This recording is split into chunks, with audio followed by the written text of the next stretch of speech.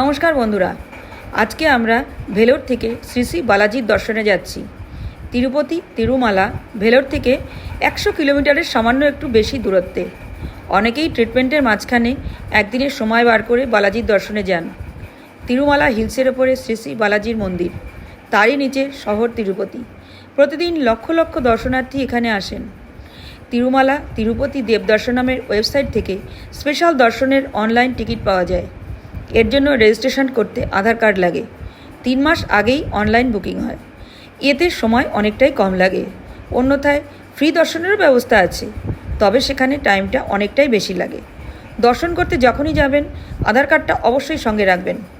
Vellore new bus stand থেকে AC non AC bus ছাড়ে। এছাড়া কাটপাটি স্টেশন থেকে ট্রেনে তিরুপতি রেল স্টেশন হয়ে বাসে কিংবা জিপে তিরুমালা যাওয়া যায়। এছাড়া ভেলোর থেকে গাড়ি বুক করেও তিরুমালা যাওয়া যায়। তিরুমালায় ওঠার আগেই চেকিং হয়। পরবর্তীতে মন্দিরে ঢোকার আগে লাগেজ ও মোবাইল জমা দিতে হয়, তবেই যাওয়া যাবে।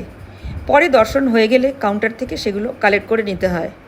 দর্শনের শেষে টোকেনের এগেনস্টে লাড্ডু নিতে কিন্তু একদমই ভুলবেন না। মন্দির কর্তৃপক্ষের দ্বারা ব্যবস্থা খুবই ভালো। আশা করি যারা যেতে চান আমার দেওয়া এই ইনফরমেশনে তাদের একটু হলেও সুবিধা হবে। সবাই ভালো থাকবেন আর কমেন্টে লিখুন জয় তিরুপতি বালাজি।